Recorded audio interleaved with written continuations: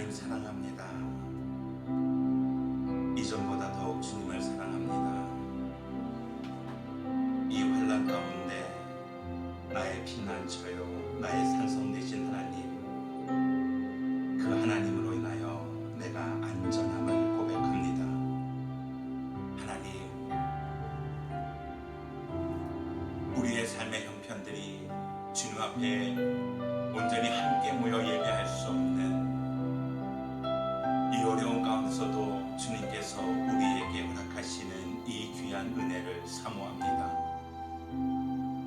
우리에게 허락하신 이 예배 가운데 예비하신 주님의 은혜를 사모하오니 주여 부어 주시옵소서. 주님을 찬양하는 심령들마다 주님의 은혜로 충만케 하시고 주의 말씀을 들을 때에 우리의 심령이 뜨거워지게 반응하게 하여 주시옵소서. 주여, 이 마지막 때에 오직 하나님을 예배하는 거룩한 주의 백성들, 주님께서 이 마지막 때에 주님께서 오직 남겨두신 이 하나님의 백성들의 예배 가운데 임재하여 주시고 주님의 영광을 나타내 주시옵소서. 주여, 우리가 함께 회개하며 기도할 때에 주님이 이 환난 가운데 주님께서 긍휼을 베풀어 주시고 우리로 회복하게 하시며 하나님 앞에 무릎 꿇게 하여 주시옵소서. 주님의 이름만 높이기를 간절히 소망합니다. 이 예배 가운데 주님의 이름만 높아지기를 소망하오니 이 세상 그 무엇과도 바꿀 수 없고 그 무엇보다 가장 귀하신 예수님의 이름만 높이기를 찬양하기를 소망하오니 우리의 예배를 받아 주시옵소서. 주님을 사랑합니다. 예수님의 이름으로 기도합니다. 아멘. 주 예수보다 더 귀한 것은 없네. 이 세상 부귀와 바꿀 수 없네. 영축을 내 대신 돌아가신 그 놀라운 사랑 잊지 못해. 세상 즐거움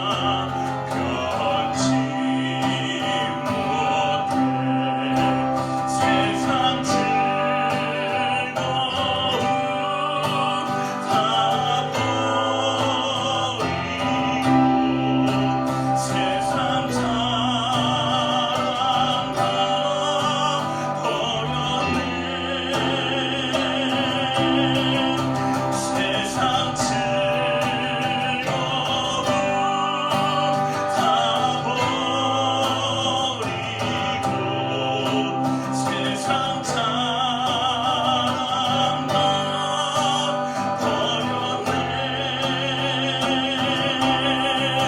세상 즐거움 다 버리고 세상 사랑 다 버렸네.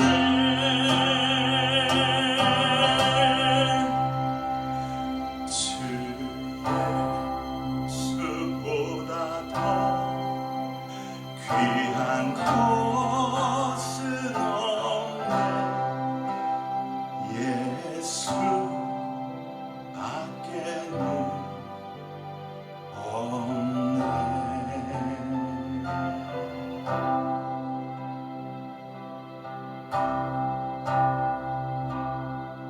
거절할 수 없는 주의 부르심 속에 믿음으로 나아가는 발걸음.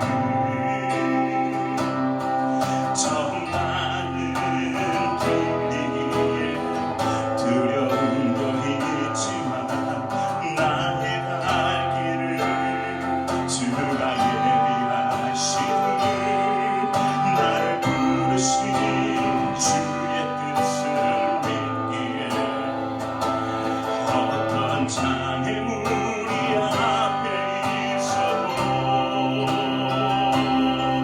나보다도 앞서가신 주의 걸음 뒤따라 나의 걸음을 믿음으로 옮길 수 있네. 나의 발걸음 온전히 주만 바라며 헛된 것 가운데 있지 않도록 정금과 같은 온전한 믿음으로 주의 뜻 가운데 머물게 하소서.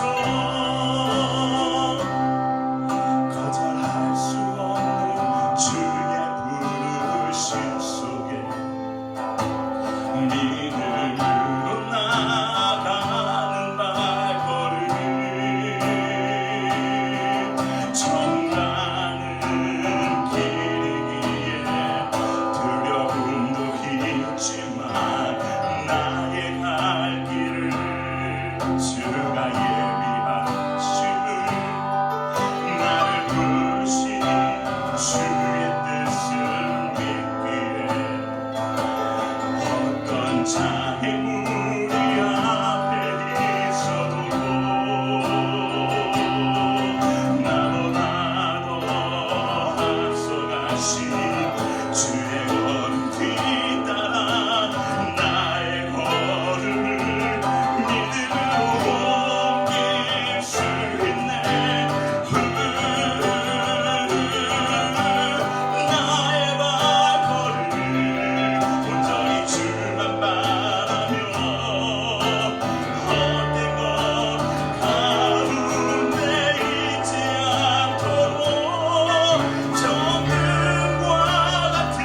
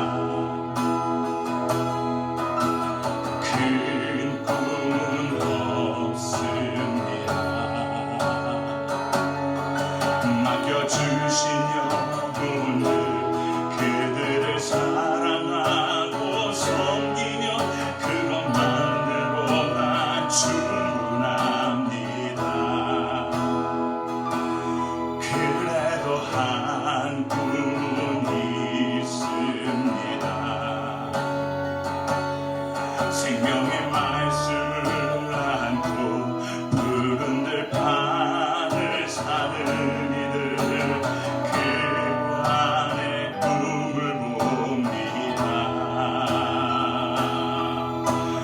한 꿈은 있습니다. 하늘 보자 버리고 낮아져 이 땅에 오신 주님, 주님만이 나의 꿈이십니다. 주님만이 내 사랑입니다. 세상을 내려놓고 엎드리오니 그런 나를 사용하시는 주님만이 나의 꿈이십니다. 주님만이 내 사랑입니다. 세상을 내려놓고 엎드리오니 그런 나를 사용하시네. 주님만이 나의 꿈이십니다. 주님만이 내 사랑입니다. 세상을 내려놓고 엎드리오니 그런 나를 사용하시네. 주님만이 나의 꿈이십니다.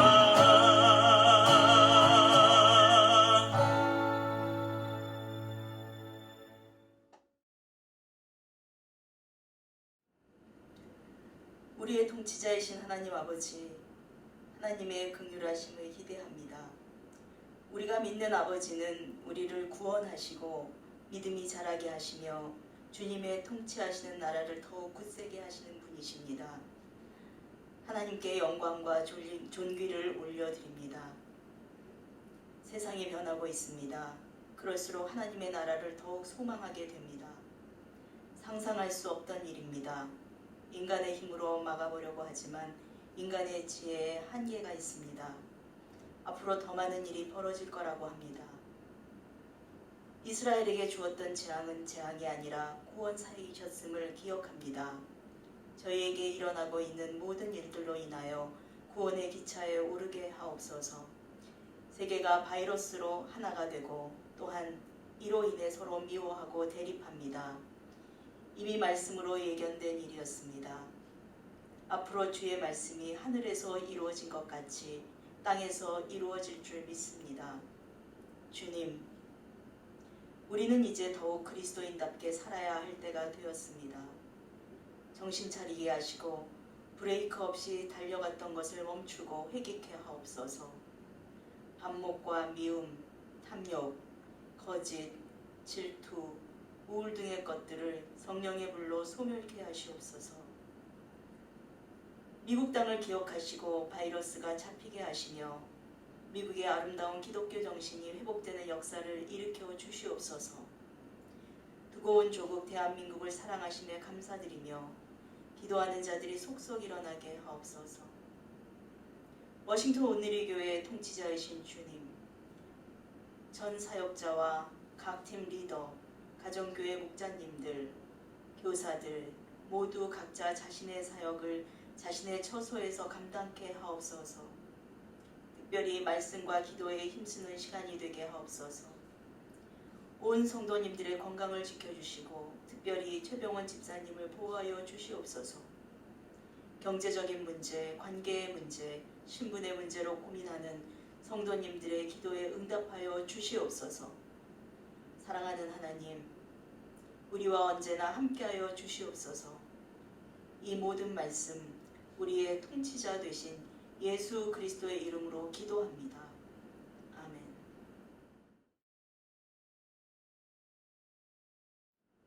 Good morning, church family. Go ahead and give someone next to you the biggest hug you possibly can. Husbands, give your wife a big hug. Parents, give your children a big hug. And siblings, even you, give each other a big, big hug. And as you are hugging everyone, say to them, I've been stuck at home with you, but I'm glad that it's with you. All right, so go ahead. Keep hugging. Keep hugging. For those who are refusing to hug, get up and hug. Give somebody a hug. All right. Well, go ahead and have a seat. I hope you and your family are continuing to be safe during this time. Today's passage comes from 1 Thessalonians chapter 5, verse 16 through 18. Today's message is titled, The Three Principles of Perseverance. And this message is actually a sermon that I gave to our EM last year. It has been a word that's been on my heart the last couple of days, and I believe it is a word that God wants to speak to us about again to encourage us during this time that we are going through. All right? So here we go. It's 1 Thessalonians chapter 5, verse 16 through 18. And I will be reading from the English Standard Version. Here we go. It says, Rejoice always. Pray without ceasing. Give thanks in all circumstances, for this is the will of God in Christ Jesus for you. Amen. Perseverance is the byproduct of faith. Faith is measured by perseverance. If you remember our passage from last week's message in James chapter 1, it said, For you know that when your faith is tested, your endurance has a chance to grow. The NIV translation says, because you know that the testing of your faith produces perseverance. As God's people, we are people of faith. Therefore, we are called to persevere. That is why the scriptures say that we are more than conquerors through Christ who loved us. We are not just conquerors, but we are more than conquerors. Look at someone and say, you are more than a conqueror. The Christians that Paul is writing to in Thessalonica were going through some difficult times. Paul and his companions were actually the ones who planted the church in Thessalonica. But they were forced to leave the city prematurely because of persecution. And Paul was concerned about the Thessalonians because they were new believers. They weren't mature in their faith. So Paul was worried that they would all fall away. So he sends his trusted confidant, Timothy, to check on their progress. And to his surprise, Timothy comes back with a good report. He tells Paul that the Thessalonians are doing well. In fact, the community has even grown in the midst of adversity. They are holding on to their faith, and they are persevering. As I said last week, crisis is an opportunity to grow. We, as believers, are called to grow in every season and circumstance. We are called to persevere. And again, our faith is measured by perseverance. And it is by the perseverance of the Thessalonians that Paul sees that their faith is genuine. And he is so delighted by this. See, Paul's letter is really a letter of encouragement for them to keep going. And the passage we read today is a portion of Paul's final words of instruction to the Thessalonians. And he tells them these three things. Rejoice always, pray without ceasing, and give thanks in all circumstances. These three things that Paul advises them to do might sound elementary, but these three things have very powerful spiritual implications. In fact, I believe these three things are the three key principles of perseverance. Rejoice always, pray without ceasing, give thanks in all circumstances. So today I want to quickly go over each one of these three things. First, rejoice always. Go ahead and say that with me. Rejoice always. Rejoice means to be glad, to be happy, to take delight. So Paul is telling the Thessalonians here to be happy. Look at someone and say, be happy. Let me ask you this question. Isn't this a bit of an unreasonable request by Paul? Isn't it a little bit unreasonable for him to tell the Thessalonians to be happy, especially when they're going through such difficult times? Let's be honest. Isn't this a bit of an unreasonable thing for us to do during the times that we are in? Be happy? What is there really to be happy about in the middle of a crisis? How can we be happy when people are losing their jobs and losing their lives? How can the Bible tell us to rejoice always? See, it doesn't say rejoice sometimes or rejoice when everything is going good, but it says for us to rejoice always. It is because our source of joy does not come from our circumstances, but our source of joy comes from the Lord. And because our joy comes from the Lord, we always have access to joy no matter what we are going through.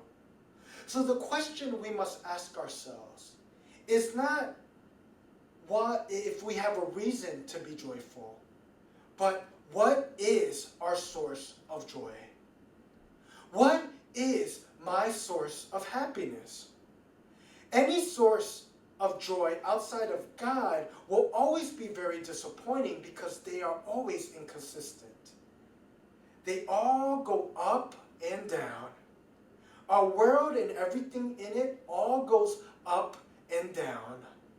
School goes up and down. Money goes up and down. The economy goes up and down. People go up and down. I think right now we see the reality of it.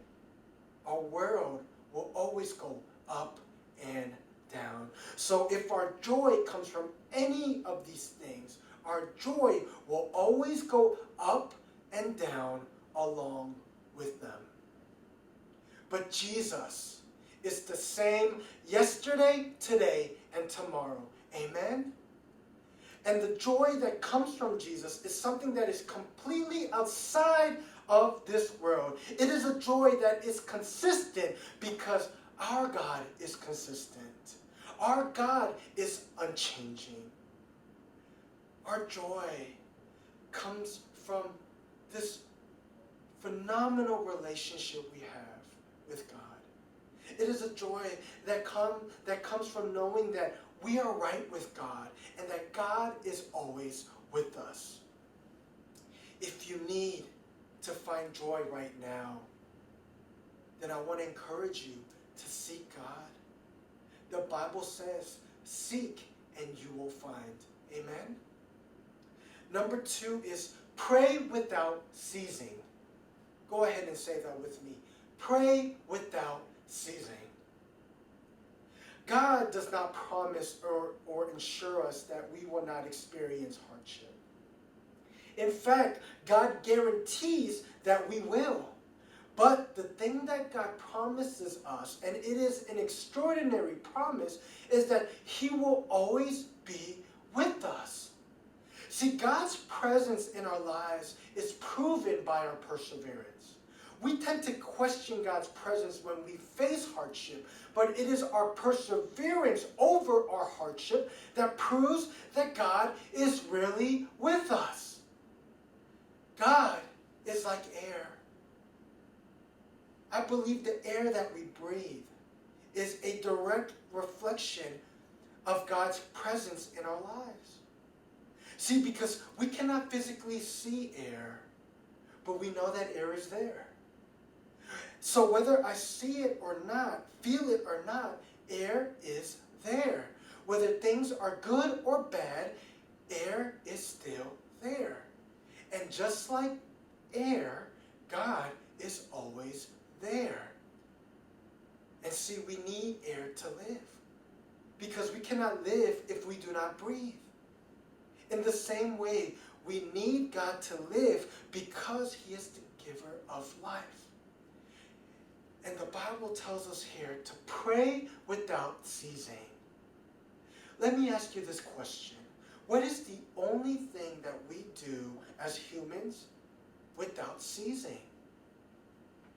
It's breathe. Breathing. See, we always breathe. See, and the moment we stop breathing is the moment we start dying. Do you know that the moment we hold our breath is actually when we begin to die? Church, this is a time that we need to constantly pray. The only way we will persevere through this time is by constantly praying. Just as we need to constantly breathe, we need to constantly pray. Pray at home. Pray with your families. Pray alone. Pray in your room. Pray in your heart. Pray in your thoughts. Pray, pray, pray. Amen? Look at someone and say, pray without ceasing. And the last one here is give thanks in all circumstances. Go ahead and say that with me. Give thanks in all circumstances. Giving thanks is a form of worship.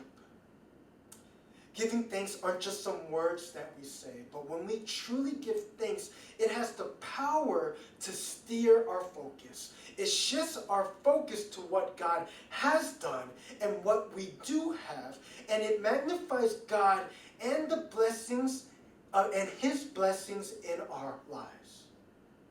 Church, this is a time to give thanks.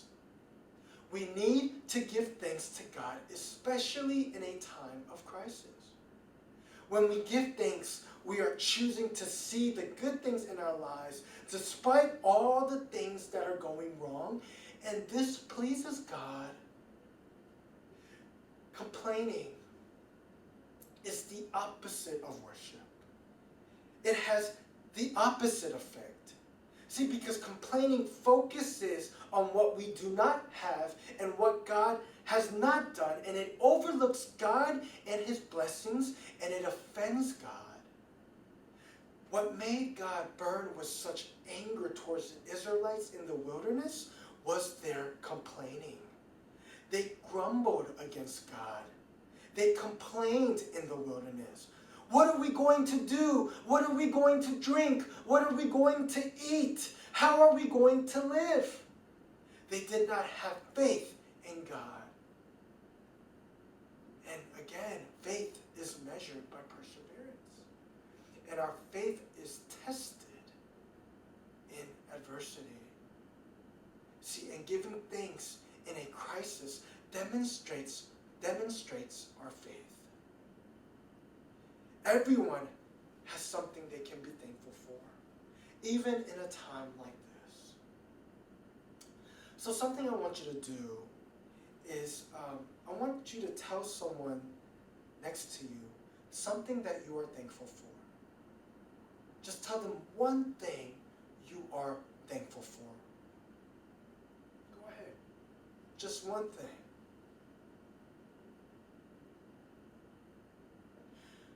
Church, this is God's will for all of us.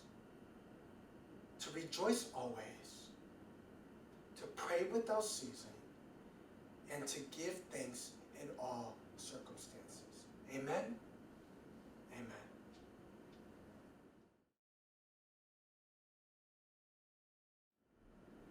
할렐루야. 각 처소에서 예배드리신 우리 성도님들 환영하고 축복합니다.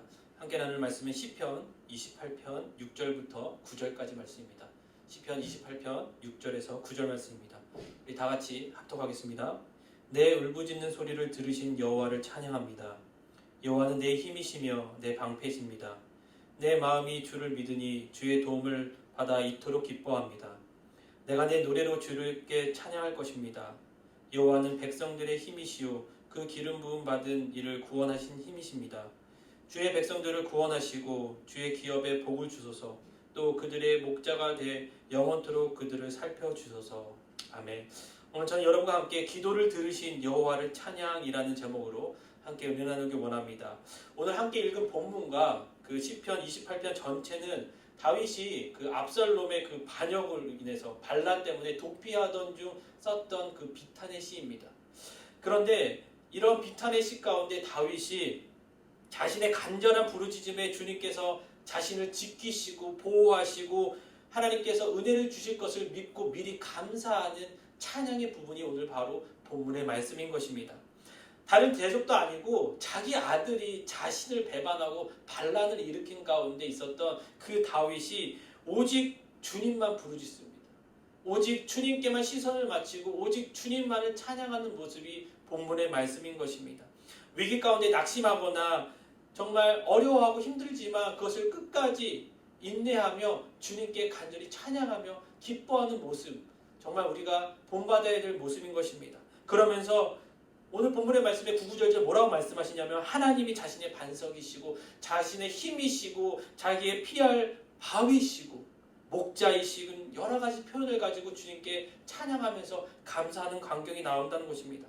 그러면서 다른 것이 아니라 그런 것이 무엇이냐? 주님을 신뢰한다는 것을 말해주고 있다는 것입니다. 여러분 믿음이 무엇입니까? 그분을 신뢰하는 것입니다. 우리가 믿음이 있다는 것은 하나님을 신뢰한다는 것입니다. 여러분 주님을 신뢰하십니까? 그럼 여러분 믿음을 갖고 있는 귀한 주님의 성도인 것입니다. 여러분 주님을 신뢰하십시오. 그리고 주님을 믿고 바라보시고 그 주님의 은혜 가운데 거할 수 있는 저와 여러분의 삶이 되길 원합니다. 지금 당장 다윗을 공격한 대적이 바뀌거나 환경이 변화 있는 것이 아니에요. 그 가운데 감사한 것이 아니라 자신의 힘이 되시고 방패 되시는 하나님께 간구하면서 미리 주님께서 회복하실 것을 믿고 미리 감사하며 기뻐하는 다윗의 모습인 것입니다. 그래서 6절부터 자신의 기도가 얼마나 확실한 응답을 주실 것인지를 알고 이야기하는 것이 6절 말씀에 있습니다. 6절에 이렇게 되어 있습니다. 내 울부짖는 소리를 들으시는 여호와를 찬양합니다. 주님께서 들으셨다는 거예요. 들으실 것이고 들으셨다는 것입니다. 이렇게 다윗이 환난 중에 하나님께 부르짖는 것은 구원을 얻었던 과거에 경험이 있었기 때문이에요. 여러분 은혜 받은 경험이 있으셔야 돼요.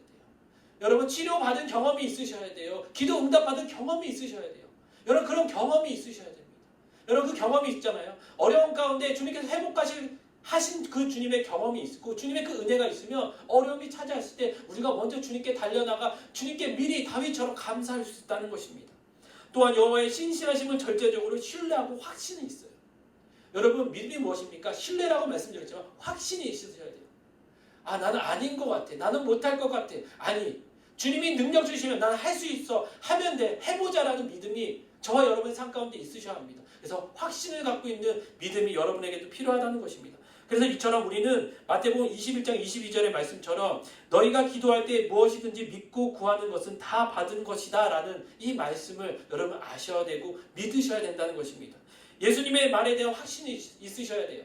주님께서 뭐라 약속하셨는지 그 약속에 대한 확신이 있으셔야 돼요. 그래서 그것을 다 받은 줄 알고 간구하고 주님께 나가야 된다는 것입니다. 그래서 다윗이 하나님을 찬양하고 기뻐하는 모습을 볼 수 있어요. 의인의 기도에 주님께서 침묵하지 않습니다. 여러분 그 어려운 가운데 미리 주님께서 주신 은혜를 감사하고 찬양하고 있는데 어떻게 주님께서 그 기도를 나 몰라라 하시겠습니까? 다윗처럼 그 기도를 들으신다고 이야기하신다는 것입니다. 그런 이유로 우리도 그 신앙 핍박 가운데 어려운 가운데 이렇게 어려운 그 바이러스가 우리들의 삶을 정말 가다놓고 힘든 가운데 있을지라도 주님께서 이것을 회복시켜 주시고 이보다 더 하나님의 큰 은혜가 있을 것을 믿고 미리 감사할 수 있는 저와 여러분의 삶이 되기 원합니다. 다윗이 그 어려운 가운데 나의 울부짖는 소리를 주님께서 들으셨다. 그래서 여호와를 찬양한다라는 것처럼 우리가 이 어려운 가운데 좀 힘든 가운데 주님께 먼저 감사하고 주님께서 회복하실 것을 믿고 주님께서 더 주님께 나갈 수 있는 길들을 열어줄 것을 믿고 주님께 찬양할 수 있는 저와 여러분의 삶이 되길 원합니다. 여러분의 힘과 능력은 어디에 있습니까? 어디에서 있다고 생각하십니까? 그 정답이 7절에 나와 있습니다. 여호와는 내 힘이시며 내 방패이십니다. 내 마음이 주를 믿으니 주의 도움을 받아 이토록 기뻐합니다. 내가 내 노래로 주께 찬양할 것입니다. 여러분, 예수를 믿는 사람, 저와 여러분의 삶은 저와 여러분이 의지하고 능력과 힘을 얻는 통로가 바로 예수 그리스도 하나님 한 분밖에 없다는 것입니다. 주님이 나의 힘이 되시고 나의 방패 되심을 여러분 믿으셔야 한다는 것입니다. 세상 사람들의 힘은 재력과 권력과 권세입니다. 그런데 여러분, 그 세력과 권세와 힘은요, 재력과 그 모든 것들은 잠시 도움을 줄 수 있지만 영원한 도움을 줄 수 없다는 것은 저와 여러분이 다 아실 것입니다. 순간적인 해결책은 되겠지만 여러분, 근본적인 해결은 할 수 없다는 것입니다. 여러분, 그렇기 때문에 절대적이고 변함없는 그 한 분, 여호와 하나님을 바라보고 그분을 의지하고 그분께 미리 감사하고 찬양하며 주님께 나가야 된다는 것입니다. 그럴 때 가장 큰 방패 되신 주님께서 우리를 지키시고 보호하시고 사망의 음침한 골짜기를 다닐지라도 해를 두렵지 않게 주님께서 함께 하신다는 것을 여러분 믿으셔야 된다는 것입니다. 그렇다면 어떤 사람을 주님께서 지키시냐? 주님을 의지하는 자에게 하나님이 방패되어 주신다고 얘기합니다. 고난에 처할 때 되면 각자 평소 의지했던 사람을 찾아가요. 의지했던 방법을 찾아갑니다. 여러분, 어려움이 찾아오면 가장 먼저 무엇 하십니까? 고민이 되는 일이 있으면 가장 먼저 뭘 하세요? 누구를 가장 먼저 생각하십니까? 저와 여러분은 만군의 여호와 하나님을 가장 먼저 생각하고 그분 앞에 나아가 무릎 꿇고 그분 앞에 먼저 미리 감사하고 찬양할 수 있는 저와 여러분의 삶이 되어야 된다는 것입니다. 그럴 때 주님께서 저희들의 목자 되어주시고 저의 방패가 되어주시고 저희들의 힘과 능력 되어주신다고 말씀하고 계십니다. 그런데 성도 중에는 그러시지 않으신 분도 있어요. 다른 방법 막 찾다가 마지막에 주님을 찾는 사람도 있어요. 근데 저는 개인적으로 그것도 감사하다고 생각해요. 왜냐하면 마지막에 주님 찾았잖아요.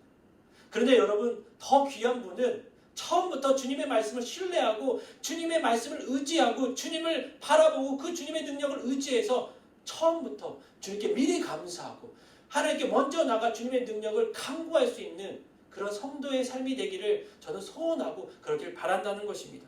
그러므로 세상에 완전치 못한 것을 의지하는 자가 아니라 완전하신 주님, 완전하신 하나님, 흠과 티가 없으신 그 주님을 우리가 믿고 의지할 때 결국 주님께서는 저희를 지키시고 보호하시고 함께 하시며 그 사망의 모든 것들을 주님께서 건너갈 수 있게 하시고 그 모든 공격을 이겨낼 수 있는 힘과 능력을 주신다는 것입니다.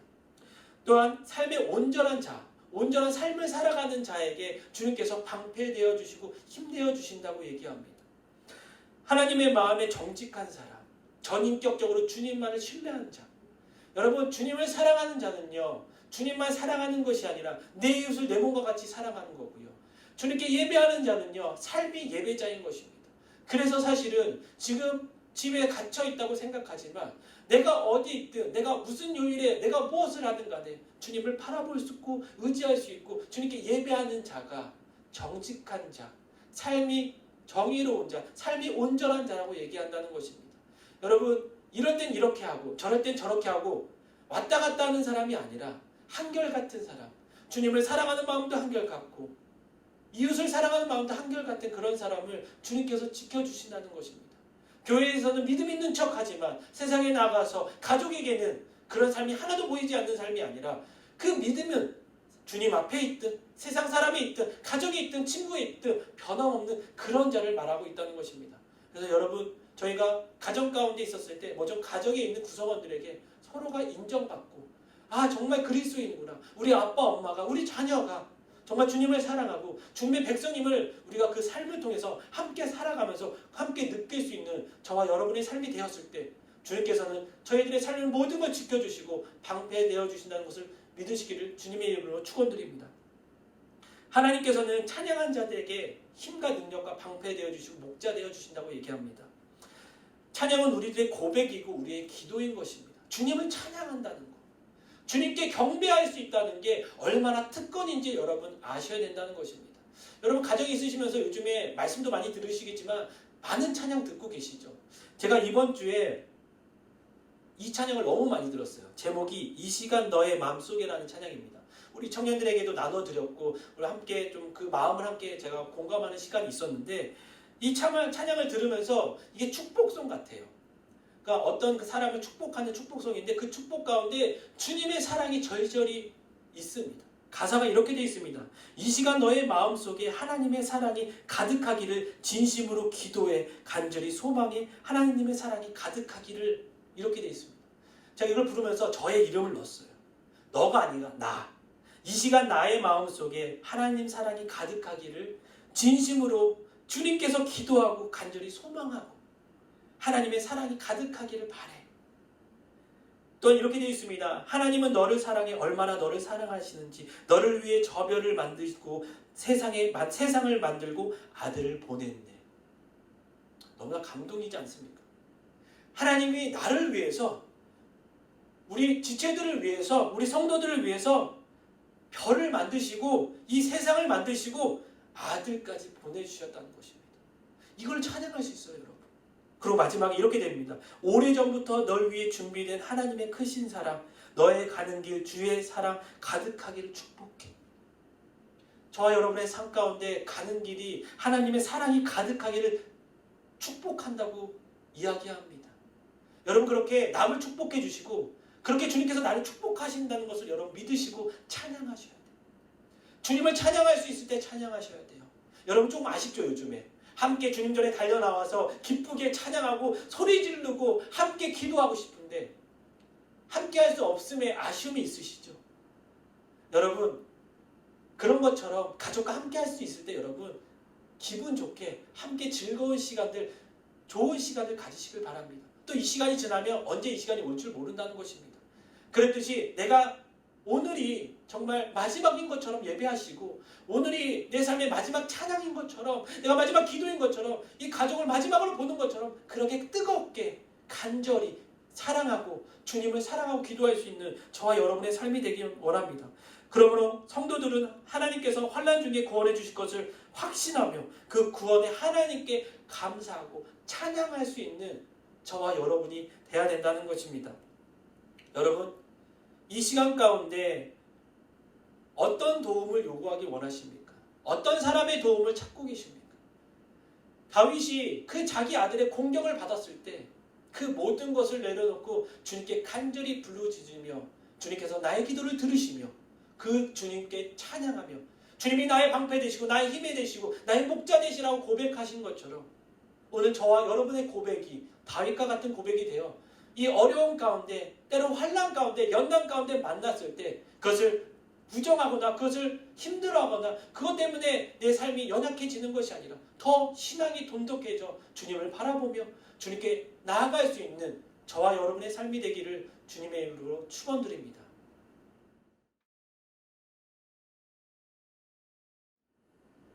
할렐루야. 오늘 4월 마지막 주일 예배입니다. 오늘 은혜를 나눌 하나님의 말씀은 사도행전 20장 7절부터 12절까지의 말씀입니다. 사도행전 20장 7절부터 12절까지의 말씀 제가 봉독해 드리겠습니다. 안식 후 첫날에 우리는 빵을 떼기 위해 모였습니다. 바울이 사람들에게 말씀을 전했는데 그는 다음날 떠날 예정이었기 때문에 강론은 한밤중까지 계속됐습니다. 우리가 모여있는 다락방에는 등불이 많이 켜져 있었습니다. 유두고라는 청년이 창가에 앉아있다가 바울이 쉬지 않고 이야기하는 바람에 깊이 잠이 들었습니다. 골아떨어진 그는 그만 3층에서 떨어지고 말았습니다. 이렇게 보니 그는 이미 죽어 있었습니다. 바울이 뛰어내려가 유두고 위에 엎드려 그를 껴안고 말했습니다. 소란을 피우지 마시오. 그에게 목숨이 있어.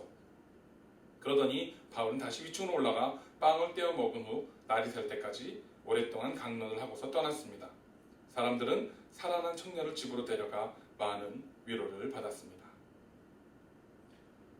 사랑하는 오신다 오늘의 성도 여러분, 잘 평안히 지내고 계시는지요? 오늘은 4월 마지막 주일 영상 예배입니다. 그럼 몸은 각자의 처소에 떨어져 있지만 그 각자의 처소에 동일하게 임하시는 성령님의 은혜를 통해서 동일한 은혜를 누리시게 되기를 간절히 축원합니다. 사람이 120시간쯤 잠을 자지 못하고 계속 깨있게 되면 환각이나 환청이나 헛것이 보이는 것이죠. 그리고 방향 감각을 상실한다든지 정신착란이 일어난다든지 여러 가지 정신적인 어려움을 겪게 된다고 합니다.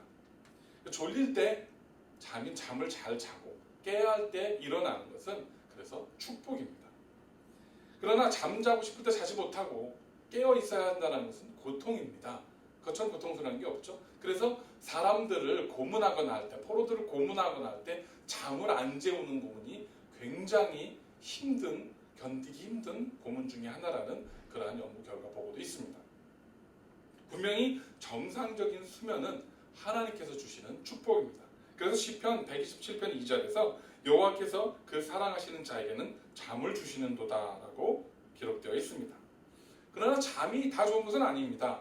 운전을 할 때 잠이 온다든지 시험을 앞두고 공부를 해야 되는데 잠이 온다든지 하는 것은 좋지 않습니다. 위험한 일이죠.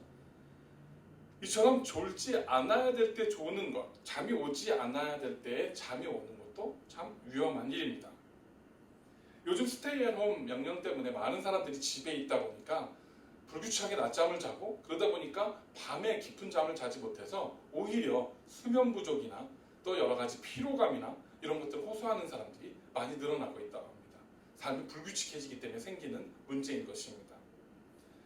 수면 사이클이 무너지다 보니까 낮에 조금 자고 조금씩 자고 그러다 보니까 밤에 잠이 안 오니까 늦게 자고 늦게 일어나고 건강이 더 무너지는 사례도 많이 있다고 합니다.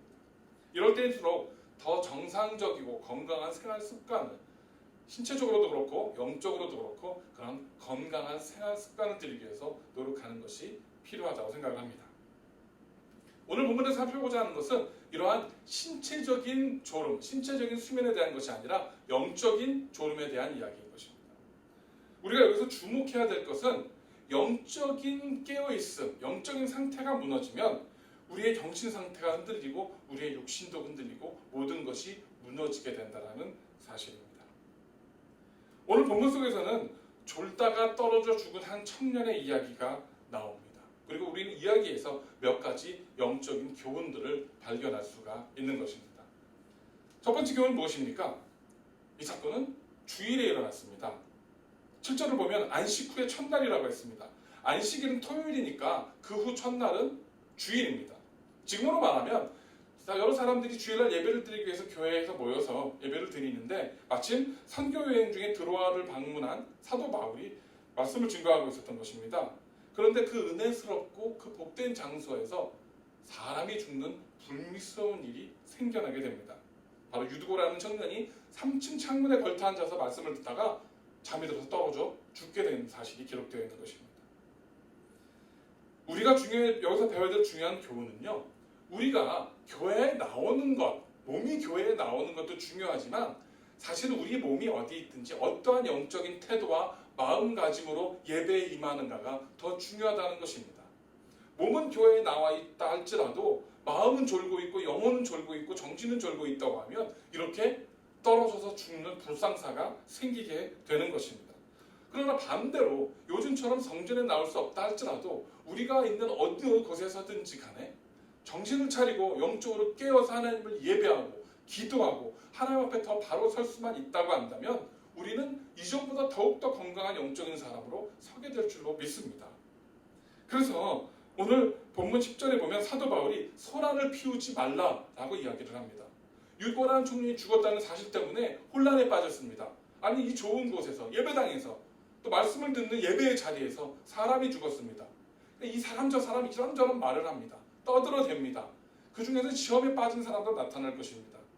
그러니까 사도 바울께서 말씀합니다. 소란을 피우지 마라. 잠잠하라. 조용하라. 이 모든 일들조차도 하나님의 주권 가운데 있으니까 떠들지 말고 하나님을 바라보고 그분이 하시는 일을 기대하라라고 권면하고 있는 것입니다. 하나님께서는요, 예배 시간에 떨어져 죽은 사람이 생긴 그 불행한 사실조차도 그 실수조차도 선한 일로 바꾸시는 분이시란 사실을 믿으시기를 바랍니다. 인간의 실수로 만들어진 이런 비정상적인 바이러스 때문에 온 세상이 어려움과 환난을 겪는다 할지라도 이 사실조차도 하나님께서는 거룩하게 사용하신다고 한다면 이 속에서 우리는 큰 은혜를 누리게 될 것입니다. 하나님 앞에서 정말 하나님께서 비정상적이고 불행한 일까지도 선하게 사용하시는 그 은혜 안에서 하나님께 영광을 돌릴 수 있는 저와 여러분, 우리 교회가 되시기를 축원합니다. 두 번째, 이 사건은 말씀을 듣는 도중에 일어났습니다. 7절을 보면 다음날 떠날 예정이었기 때문에 강론은 한밤중까지 계속됐습니다 라고 했습니다. 설교가 길어진 거죠. 강론, 즉 설교가 길어졌습니다. 사람들이 모여서 잡담을 하거나 떠들면 시간 가는 줄 모릅니다. 계속해서 모여서 떠들고 몇 시간도 하루 종일도 앉아서 떠듭니다. 그런데 예배를 드리는 시간은 지루하고 답답합니다. 우리가 이렇게 주일날 영상으로 드리는 이 40분, 50분, 뭐 길어도 1시간 정도 되는 이 예배조차도 되게 지루하고 답답하게 느껴지실 때가 있을 것입니다. 괜히 목사님 설교도 귀에 안 들어오고 찬양도 귀에 안 들어오고 지루하고 왜 이렇게 오늘따라 시간은 긴가 이런 마음들이 드실 수가 있다는 것입니다. 바로 유두보라는 청년도 말씀을 들으러 왔다가 그렇게 지루해지기 시작하고 잠이 들게 된 것입니다. 그런데 여기서 중요한 것이 하나 있습니다. 유두보라는 청년이 졸지 말아야 될, 졸면 안 되는 또 하나의 중요한 팩트가 자리를 잡고 있었습니다. 8절을 보면 우리의 모인 윗다락방에 윗다락에 등불이 많이 켜져 있었다. 우리가 모인 윗다락에 등불이 많이 켜져 있었다라고 기록이 나와 있습니다. 잠을 잘 자기 위해서, 숙면을 취하기 위해서 대부분이 불을 끄거나 조명을 낮춥니다. 그래야지 잠이 오니까요. 그런데 지금 이 예배를 드렸던 이 자리는 반대로 등불이 환하게 켜져 있었습니다. 불이 밝고 조명이 밝다 보니까 잠이 들면 안 되는 상황이었는데 이 친구는 바로 잠이 들었습니다. 이 청년이 잠이 들게 된 것은요, 주변의 환경 때문이 아니라 이 청년 자기의 영적인 상태, 바로 마음속에 있는 은혜의 등불, 성령의 등불, 하나님을 향한 영혼의 등불이 꺼졌기 때문이라는 사실입니다. 우리가 어디에 있든지 무슨 환경 속에 있든지 우리의 영혼의 등불이 켜져 있다면, 그것이 밝게 켜져 있다면 우리는 어디서든 그리스도인일 수 있고 하나님의 자녀들일 수 있고 예수 그리스도의 제자들일 수 있고 성도들일 수 있는 것입니다. 그러나 우리 몸이 비록 성전에 나와 있다 할지라도, 우리처럼 작은 교회든 큰 대형 교회든 우리가 어느 곳에 있다 할지라도 우리의 영혼의 등불이 꺼져 있다면, 우리의 마음의 등불이, 우리의 성령의 등불이 꺼져 있다면 우리는 잠들 수밖에 없는 것입니다. 주위 환경 때문이 아니라 나의 영적인 환경을 그래서 더 관심 있게 지켜보시고 더 깨어 있을 수 있도록 유지해야 한다는 것입니다. 영혼이 잠을 자면 사고가 나는 것은 어쩔 수 없습니다. 그것은 개인이든 교회든 마찬가지입니다. 잠이 든 개인은 이렇게 사고가 납니다. 상태에서 떨어지든지 뭔가 삶에서 문제가 생기든지 사고가 납니다. 영적으로 잠든 교회는 반드시 분란이 생기고 어려움이 생기고 힘든 상황에 처하게 됩니다. 이 어려운 시기를 지내지만 잠자는 영혼을 깨우시는, 그래서 개인과 가정과 교회가 더 든든히 설 수 있는 그런 좋은 기회로 삼으시는 저와 여러분이 되시기를 축원합니다. 세 번째는 걸터 앉아 있었기 때문입니다. 9절에 보시면 유두보라는 청년이 창에 걸터 앉아 있다가 잠이 깊이 들었고 골아 떨어져서 그가 3층에서 떨어졌다고 그렇게 기록되어 있습니다. 위험한 환경은 예방하는 것이 최선입니다. 그래서 우리가 독감이 돌면 예방주사도 맞고 미리미리 조심을 하는 겁니다. 화재를 막으려면 불조심을 해야 되고 교통사고를 예방하려면 차를 조심해야 하는 것처럼 추락을 막으려면 걸터 앉아 있는 것을 조심해야 됩니다. 영적으로 걸터 앉아 있다는 것은 교만한 것입니다. 나는 괜찮아. 나는 이 정도 이렇게 걸터 앉아 있어도 나는 안 떨어져. 라는 영적인 교만함이 있는 것입니다. 어느 한쪽에 속하지 않고요. 양쪽에 살짝 다 걸쳐놓고 있는 상태가 바로 이게 걸터 앉은 이러한 모습입니다. 이것은 신앙의 위기입니다. 영적으로 걸터 앉은 것, 세상의 한 발, 교회의 한 발, 내 고집의 한 발, 신앙의 양심의 한 발, 세상의 욕심의 한 발, 하나님의 말씀에, 하나님의 명령의 한 발, 이렇게 한 발씩 걸쳐두고 이렇게 중간에 걸터 앉아 있는 겁니다. 필요에 따라서 한쪽을 기웁니다. 하나님 말씀 쪽에 기울기도 하고 세상 쪽에 기울기도 하고 걸터 앉아서 양쪽을 왔다 갔다 하는 것입니다. 이렇게 걸터 앉아 있으면 위험을 만날 수밖에 없습니다. 우리는 정신을 차려서 집중하고 말씀을 듣고 우리의 몸을 하나님 쪽으로 더 기울이고 더 그쪽으로 들어가야 합니다. 운전도 졸면서 하면 사고가 나고요. 공부도 졸면서 하면 좋은 성적이 나오지 않습니다. 우리 영적인 상태도 우리 신앙생활도 이렇게 어중간한 상태에서 졸면서 하면 절대 신앙이 성장할 수 없고 우리의 삶 가운데에 믿음의 열매들, 신앙의 열매들이 맺힐 수가 없는 것입니다. 성문을 지키는 파수꾼처럼 늘 깨어 있어야 하고 우리가 가진 영적인 전신갑주 그 칼에 날을 갈아두고 우리의 방패들, 우리의 갑옷들을 든든하게 조여매고 있어야 할 때를 우리는 그런 시대를 우리는 살고 있는 것을 기억하시길 바랍니다. 영적인 세계는 그리 만만치 않습니다. 만약 우리가 세상과 신앙 사이에 걸터 앉아 있다면 악한 사탄 마귀는 반드시 우리를 밀어서 떨어지게 만듭니다. 걸터 앉은 신앙생활, 그것은 결국은 떨어질 수밖에 없고 신앙이 떨어질 수밖에 없고 믿음이 떨어질 수밖에 없고 하나님에 대한 열정이 떨어질 수밖에 없는 그러한 위험한 신앙생활이라는 것을 기억하시기를 축원합니다. 지금 우리는 어렵고 두렵고 힘든 시절을 보내고 있습니다. 이런 때에 육신도 영혼도 잠들지 마시고 졸지 마시고 흐트러지지 마시고 걸터 앉아 계시지 마시고 하나님의 말씀 가운데에 신앙 가운데에 믿음 가운데에 넘어와서 그곳에 두 발을 굳건히 디디시고 그곳에서 하나님을 바라보고 소망하고 달려가는, 그래서 우리의 영적인 그러한 위험 요소들을 미리미리 제거할 수 있는 그런 훈련이 되어지는 이 시간들을 보내시기를 간절히 부탁을 드립니다. 우리가 그렇게만 할 수 있다면 지금이 어려운 시간들이 우리에게는 고난이 아니라 힘든 시간이 아니라 오히려 축복의 시간이고 우리의 잠든 영혼을 깨우는 기상 시간이고 우리가 우리의 연약했던 나약했던 영혼들이 훈련을 받아서 더욱더 강하고 담대해지는 그러한 축복된 믿음의 시간이 될 줄로 믿습니다. 그리고 그 선택은 오늘 깨어있기로 이 예배를 통해서 하나님 앞에서 깨어있기로 결단하고 다짐하는 저 여러분에게 달려있습니다. 절대로 걸터 앉아서 위험에 처하시는, 그리고 졸다가 위험에 처하시는 신앙이 아니라 하나님 바라보고 주께 집중하고 우리의 모든 감각을 하나님께로 향해서 주께서 주신 지혜 가운데에 주께서 주시는 신앙의 담대함 가운데에 승리하셔서 그런 모습으로 우리가 다시 만나서 예배할 수 있는 저 여러분 모두가 되기를, 우리 워싱턴 온누리 교회가 되기를 주님의 이름으로 간절히 축원합니다. 함께 기도하겠습니다. 하나님 감사합니다. 오늘도 주 앞에 예배했습니다. 우리 연약함을 아시는 주님, 모든 상황과 환경 가운데에 흔들리지 않게 하시고 영적으로 졸거나 잠들지 않게 하시고 무엇보다 우리의 신앙이 걸터 앉은 신앙이 아니라 반석에 서는 신앙이 될 수 있도록 붙들어 주시옵소서.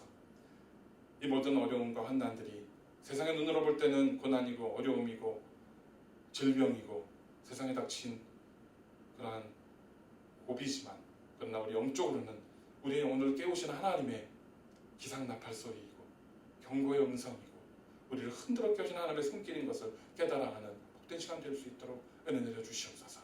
이 시간들이 지났을 때 더욱더 성숙한 교회와 성도들로 서게 하시고 더 큰 시험이 닥쳐온다 할지라도 더 큰 환난이 몰아온다 할지라도 믿음의 안에서 담대히 서서 요동치 아니하고 승리할 수 있는 우리의 개인과 가정과 우리 교회가 될 수 있도록 축복하여 주시옵소서. 주님 감사합니다. 우리 가운데 어려운 시간들을 통해서 깨어나게 하시고 주님의 음성이 귀 기울일 수 있도록 인도하시는 데 감사를 드립니다. 주님만 바라보게 하여 주시옵소서. 감사드릴 때 예수님의 이름으로 간절히 기도드렸습니다. 아멘.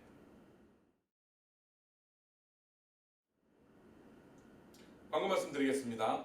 아까 설교 중에 말씀드렸던 것처럼 건강에 유의해 주시기 바랍니다. 그래서 집에 많이 계시다 보니까 또 이렇게 자유시간이 많아지다 보니까 생활이나 삶의 그 패턴들이 또 리듬들이 흐트러지는 분들이 많이 계십니다. 그래서 더 피로해지고 더 몸도 건강도 잃어버리는 분들이 계시는데 이럴 때일수록 더 건강에 유의하시고 특별히 영적인 건강, 영적인 엑서사이즈에도 더 많이 관심을 가져주시고 그렇게 임해주시는 저희분들이 되시기를 간절히 부탁을 드립니다. 헌금은 온라인과 또 우편으로 또 여러분들이 오셔서 드롭하시는 것으로 계속 받고 있습니다. 여러분들 다 개인적으로도 가정적으로도 경제적으로 어려운 상황이시겠지만 우리 교회적으로도 모든 어려움들을 함께 힘을 모아서 극복할 수 있는 그런 시간들이 되기를 소망하고 이럴 때일수록 믿음으로 주께 나갔을 때 하나님께서 공급하여 주시는 은혜를 체험하게 되기를 부탁드립니다. 계속 9시 작정기도 우리가 다시 모여서 예배할 때까지 또 그 이후라도 계속해서 우리가 시간을 정해놓고 기도하기를 소원합니다. 여러분들 9시가 되시면 알람을 맞춰 놓으시고요. 우리 교회 모든 성도님들을 위해서 땅에 있는 고통받는 많은 사람들을 위해서 또 무엇보다 영적으로 육적으로 어려움에 처한 성도들을 위해서 중보해 주시기를 바랍니다. 최병훈 집사님 또 그 가정을 위해서 기도해 주시고요. 이 모든 문제가 지나갔을 때 정말 이전처럼 건강한 모습으로 두 발로 걸어 나오셔서 함께 찬양하고 예배할 수 있어지기를 여러분들 꼭 기억하시고 간절히 중보기도해 주시기를 간절히 부탁드립니다. 또 목자님들 또 목원들 중심으로 해서 계속 여러분들 관계를 유지해 주시고 연락을 취해 주시고 관심 가져주시길 부탁드리겠습니다. 여러분들에게 중요한 소식 한 가지 전해드립니다. 이제 우리가 사실은 지난 2달 정도 약 6주, 7주 정도를 우리가 이렇게 패밀리 워십으로 각 사역자들이 나와서 우리가 이렇게 설교로 말씀을 또 나누었습니다. 거기엔 이유가 있었습니다. 우리가 예배를 모이지 못하는 상황에서 우리 모든 사역자들이 하나가 되어서 이렇게 예배를 섬기고 교회를 섬기고 또 온 가족들이 한 자리에 모여서 집에 있으니까 오히려 교회를 나올 때는 유스 애들 따로 자녀들 또 예쁜 꿈땅 따로 어른들 따로 이렇게 다 따로따로 예배를 드렸지만 오히려 이럴 때 가정 예배 훈련이 되어지고 또 같이 온 가족들이 한 자리에 모여서 예배를 드리시기를 그런 훈련이 되어지기를 바라서 우리가 이렇게 지난 한 두 달 가까이 이렇게 연합 예배 형식으로 갔었는데 아무래도 이 상황이 더 길어질 것 같습니다. 짧게 한두 달 늦어도 한 석 달 안에 끝날 것 같으면 우리가 그렇게 하고 다시 월 예배를 복귀할 계획이었는데 지금 여러 가지 주변에서 보여지는 상황들을 봤을 때는 적어도 앞으로 서너 달 또 최악의 경우에는 올 연말까지도 우리가 모든 것이 정상적으로 돌아오지 못하는 심지어는 이것이 이제 새로운 뉴 노멀로 우리의 삶 속에서 이제는 우리가 이전에 드렸던 살아왔던 모습으로 돌아가지 못할 것이다라는 얘기도 나오고 있습니다. 그래서 이제 5월달부터는 우리가 조금 다른 모습으로 각각의 사역에 집중을 하기 위해서 이제 분리된 예배를 드리기로 사역자들이 모여서 결정을 했습니다. 그래서 5월 첫째 주부터는요. 지금 이렇게 드리는 11시 예배는 이제 우리가 주일날 11시에 드렸던 예배 형식과 더 가깝게 그렇게 해서 갑니다. 제 설교 시간도 더 늘어나고 또 제 설교에 대한 내용들이 여러분들에게 이제 그 가정교회 모임 할 때 여러분들에게 배부됐던 형식으로 배부돼서 나갈 겁니다. 그러면 그것들을 보시고 함께 가정교회 카톡방이든지 또 뭐 교회 전체 교회 카톡방에서 여러분들의 느낌과 또 신앙적인 인사이트들을 나눠주시기를 부탁을 드리고요. 영어권 EM 예배도 아이들과 함께 또 우리 EM에서 성도님들과 함께 따로 11시에 예배를 드리게 될 것입니다. 엔컴 청년부도 마찬가지로 주일날 오후에 따로 또 모임을 갖게 될 것이고요. 예꿈 꿈땅 우리 자녀들은 주일날 2시에 예꿈 꿈땅 모임을 따로 진행을 합니다. 그래서 11시 예배에는 자녀들과 함께 예배를 참여해 주시고요. 점심 식사하신 후에 그리고 2시에 우리 선생님들이 준비한 영상을 통해서 여러분들 특별히 자녀를 두신 그 부모님들, 선생님들과 또 우리 교육부 담당에 계신 김한중 목사님과 함께 그 필요한 줌이나 이런 그 스카이프나 그 플랫폼이 결정이 되면 그것들을 깔아서 그것을 가지고 아이들과 함께 좀 더 인터랙티브하게 그렇게 자녀들 모임을 또 가질 수 있도록 그렇게 하도록 하겠습니다. 물론 여러 가지 준비가 많이 필요하고요. 우리가 한 번도 시도해보지 않았던 일들이기 때문에 하는 과정 중에 시행착오도 있을 수 있고 조금씩 변화가 생길 수 있을 것입니다. 여러분들 인내해 주시고 더 기도해 주시고 격려해 주시고 이런 모습들을 통해서 우리가 계속해서 우리 모든 교회와 성도님들의 영적인 상태들이 더 성장할 수 있도록 멈추거나 잠드는 것이 아니라 더 성장할 수 있도록 관심 가져주시고 서로 격려해 주시고 기도해 주시기를 부탁을 드립니다. 그래서 조금씩 더 이제 개선된 방향으로 더 각각의 사역에 집중할 수 있는 방향으로 그렇게 예배가 되어져 나갈 것입니다. 그리고 또 이렇게 교회 여러 가지 재정이나 여러 문제에 관심이 많으신 분들이 계신데요. 필요하다면 저희들이 교회 재정 상태나 이런 것들도 제 집사님들을 통해서나 아니면 제가라도 여러분들에게 또 알려드리고 또 보여드리는 그런 시간들도 우리가 찾아가도록 하겠습니다. 제일 중요한 것은 여러분들이 계속 기도해 주시는 것입니다. 관심을 가져주시는 것입니다. 우리가 하나의 힘을 잊지 아니하는 것입니다. 그래서 여러분들 계속해서 관심과 협조 부탁드리겠습니다. 기도하겠습니다. 이제는 우리 구주 예수 그리스도의 은혜와 우리 아버지 하나님의 극진하심과 성령님의 감화 감동 역사하심이 좌우로 치우치는 신앙이 아니라 걸터앉은 신앙이 아니라 믿음의 반석에 우리의 두 발을 디디고 하나님을 바라보고 요동치 아니하며 두려워하지 아니하며 믿음의 용사로 더욱더 훈련되어지며 성장하며 강해지기로 결단하며 다짐하는 사랑하는 모든 성도들 머리 위에와 주의 빛값으로 사신 우리 교회 위에 모든 권속들 위에 지금으로부터 영원까지 함께 하시기를